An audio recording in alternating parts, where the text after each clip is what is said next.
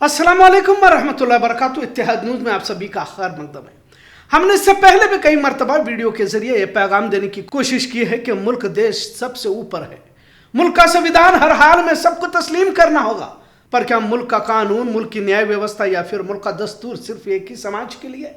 आखिर इंसाफ के पैमाने जब धर्म सामने आता है तो बदल क्यों जाते हैं? लिहाजा एक बार फिर एक अहम मौजू के साथ आपके सामने आए हुए आज की वीडियो में खास तवज्जो दिलाने की कोशिश करते हैं कि असल देश विरोधी या देश के गद्दार कौन है।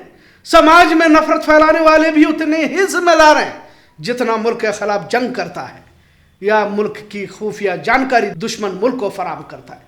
जुर्म का कोई मजहब नहीं होता। आज बात करते हैं उन लोगों की जो देश की खुफिया जानकारी दुश्मन मुल्क पाकिस्तान को फराहम करते हैं।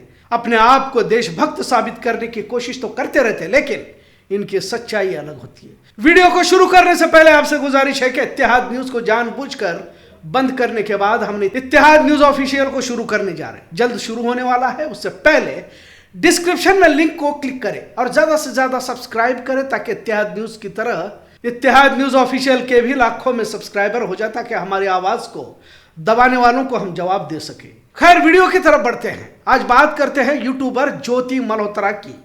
आप कुछ वीडियो स्क्रीन पर देख सकते हैं कि किस तरह एक हिंदुत्ववादी बनकर वो अपने आप को पेश करती रहती है। अपने आप को देशभक्त कहती थी और खुद को भाजपा हरियाणा की भी कहते हुए इस वीडियो में देखा जा सकता है। ज्योति मल्होत्रा को लेकर अब कई खुलासे सामने आ रहे हैं। कई बार वो पाकिस्तान जा चुकी है। पाकिस्तान के लिए जासूसी का इल्जाम इस पर है और अब भारत सरकार की जानिब से हिरासत में भी लिया गया। कुछ बातें यकीनन सोचने पर मजबूर कर देने वाली है। भारत सरकार की खुफिया जानकारी पाकिस्तान को ज्योति मल्होत्रा दिया करती थी और भारत के सिम कार्ड पाकिस्तान के अफसरान को मुहैया कराती थी। यूट्यूबर की क्या मिल्कियत होती है, इससे कहीं ज्यादा कमाई ज्योति मल्होत्रा की बताई जा रही है। पाकिस्तान के आतंकवादियों से भी ज्योति मल्होत्रा के ताल्लुकात थे। खैर, और भी काफी तफसीलात ज्योति को लेकर सामने आ चुके हैं। अब ज्योति मल्होत्रा तो महज एक मिसाल कह सकते हैं, एक तवील फहरिस्त जिसमें गैर मुस्लिम बड़ी तादाद में शामिल है।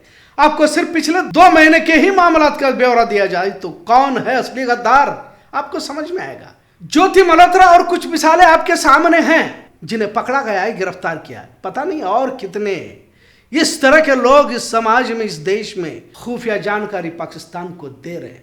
खैर, ज्योति मल्होत्रा को हिरासत में लेने से महज 2 दिन पहले बीकानेर रेलवे स्टेशन का भवानी सिंह महाजन पॉइंटमैन था। भवानी सिंह पर भी खुफिया एजेंसियों की नजर थी। वाज़ेह रहे कि बीकानेर पाकिस्तान से सटा हुआ सरहदी इलाका है, इसलिए इसे हसास भी माना जाता है। साथ में इंटरनेट कैफे के जरिए खुफिया जानकारी पाकिस्तान को भेजा करता था। इसी दौरान एक पार्सल पाकिस्तान को भेजा गया था जिसमें भारत की जानकारी बड़े पैमाने पर दी गई थी। लिहाजा भवानी सिंह महाजन को देशद्रोही दफाओं के तहत हिरासत में लिया गया है और इसका एक और साथी विक्रम सिंह को भी गिरफ्तार किया हुआ है। एक और शख्स जिसका नाम सुनील कुमार राम है। अब बोलिए, जिसके नाम में भी राम है पर रावण से भी बदतर काम को इसने अंजाम दिया था। सुनील कुमार राम ने भटिंडा फौजी छावनी में तमाम तफसीलात पाकिस्तान को भेजने का इल्जाम लगाया गया।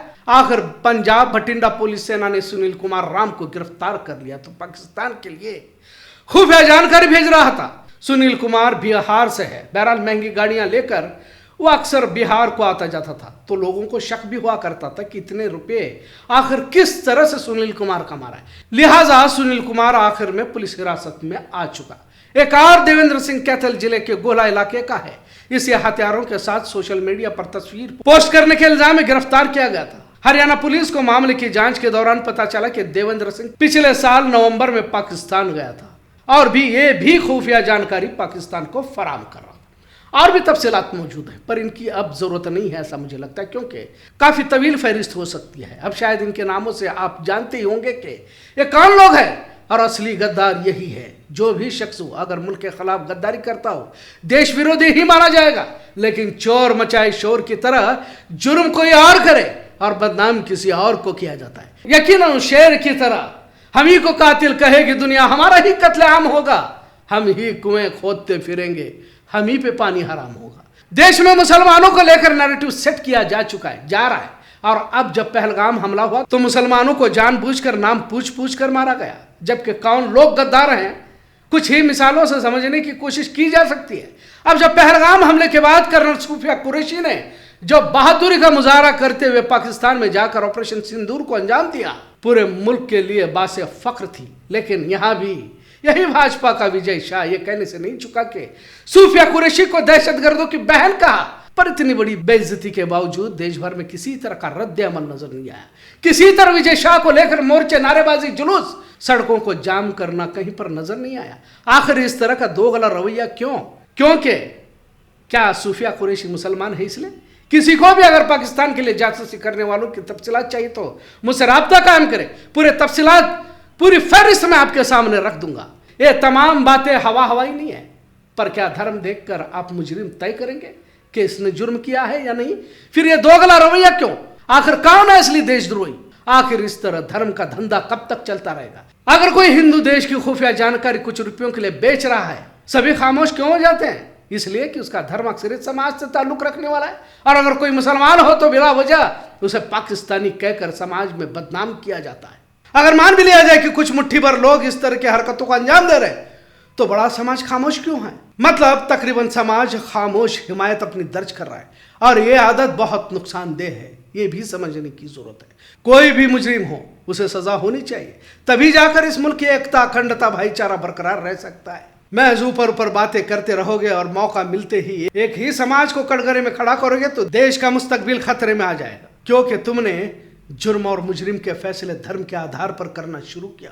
छोटी छोटी बात पर मुसलमानों को पाकिस्तान का टिकट थमाने वाले मुस्तकिल पकड़े जाते गद्दारों पर खामोश क्यों है? क्यों कोई मोर्चा किसी समाज को लेकर नहीं निकल रहा? लिहाजा जिस मानसिकता से आम शहरी मुतासिर हो रहा है, देश की आने वाली नस्ल को भी इसकी कीमत चुकानी पड़ सकती है। गद्दार किसी धर्म से नहीं होता, बल्कि गद्दार समाज का वो नासूर हिस्सा है जिसे वक्त से पहले काट कर फेंकना पड़ेगा, वरना पूरे जिस्म को मुतासिर कर सकता है। जो भी गद्दारी करेगा उस पर कार्रवाई कर मिसाल कायम करनी होगी। विजय शाह ने कर्नल सूफिया कुरैशी पर इतनी बड़ी तौहीन आमोज बात कही, पर भाजपा ने अब तक उसे पार्टी से निकालना तो दूर की बात, अब तक वज़रात से माजूल तक नहीं किया गया। मतलब कौन सी सोच पनप रही है? और असल देश के गद्दारों को तभी सबक सिखाया जा सकता है जब तक धर्म की बुनियाद पर फैसले बंद किए जाए। मुसलमानों को हमेशा कटघरे में खड़ा करने की नई तहजीब भारत में जन्म ले चुकी है, पर देश को वाकई विश्व गुरु बनाना है तो अपने अंदर के गद्दारों को ठिकाने लगाना पड़ेगा, वरना तो जुर्म कोई और करता रहेगा और सजा किसी और को मिलेगी। और जब इंसाफ नहीं मिलेगा तो हमेशा बेगुनाह ही सजा पाते रहेगा, और उन्हीं बेगुनाहों की चीख कल को देश के बर्बादी की वजह बनेगी। तब तुम्हारा चीखना और रोना कुछ काम नहीं आएगा, इतना जरूर। आज का मौजू कैसा लगा इस पर जरूर कमेंट करें। इत्तेहाद न्यूज़ देखने के लिए शुक्रिया। अल्लाह हाफिज।